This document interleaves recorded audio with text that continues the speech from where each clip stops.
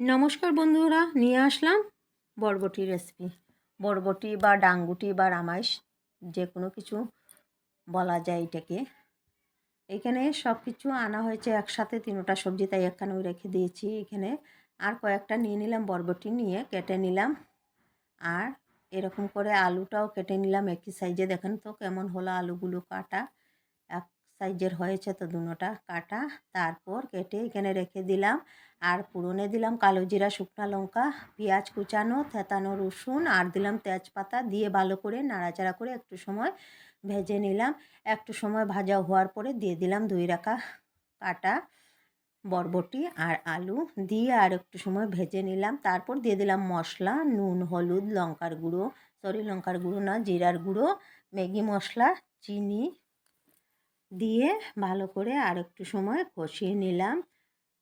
একটু সময় ঢেকে রেখে দিয়েছিলাম, ঢাকনাটা সরিয়ে। তারপর নাড়াচাড়া করে দিয়ে দিলাম থেতানো আদা আর টমেটো আর কাঁচা লঙ্কার মুখগুলো ফাটিয়ে দিয়ে দিয়েছি।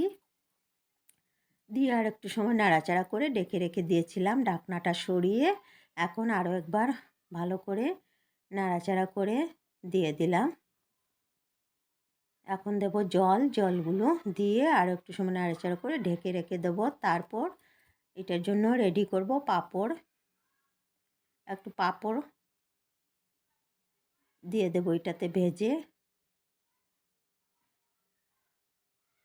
আর একবার নাড়াচাড়া করে রেখে দিলাম আর ভেজে নিলাম সামান্য তেলের মধ্যে পাঁপড়টা ভালো করে ভেজে